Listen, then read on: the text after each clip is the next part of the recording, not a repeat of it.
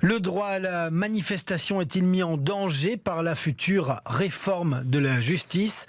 Des syndicats et d'autres acteurs de la société civile s'inquiètent d'une mesure proposée par le ministre de la Justice, Vincent Van Quickenborn, dans sa réforme du code pénal.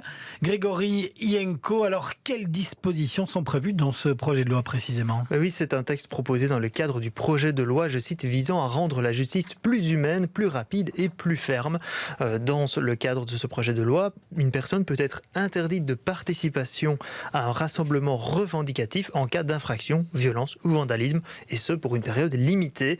Alors ça peut être un rassemblement organisé sur la voie publique, donc une manifestation syndicale par exemple. Alors le ministre affirme que seuls des faits graves seront concernés et pourraient mener à des interdictions. Il l'a confirmé en commission de la justice ce mardi matin qu'il n'y aura pas d'interdiction, par exemple si quelqu'un va écrire mort au patron sur un magasin Delhaize ou s'il va taguer ou lancer des œufs sur une façade.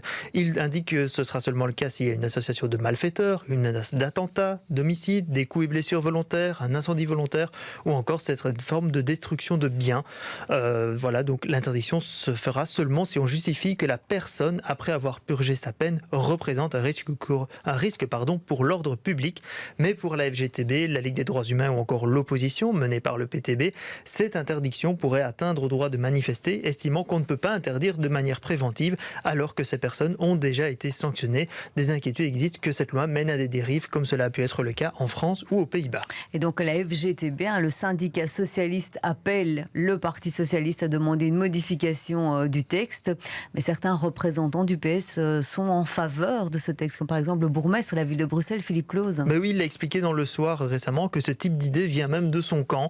Il explique que certains individus viennent juste pour détruire dans des manifestations et veut donc mieux sanctionner les casseurs.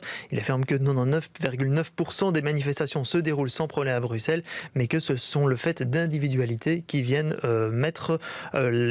qui viennent créer des problèmes. Alors, Philippe Claus et le ministre de la Justice rappellent que ce n'est pas la même chose que les interdictions de stade où les supporters doivent se présenter à la police. Cette fois, en cas d'interdiction de manifestation, il y a une possibilité de faire appel et c'est la justice qui devra trancher. Mais l'opposition et les syndicats estiment que le système est répressif et peut mener à des dérives selon les interprétations. Par exemple, est-ce qu'une destruction de biens, c'est un feu de palette c'est une palette qu'on met en feu, par exemple, lors d'une manifestation?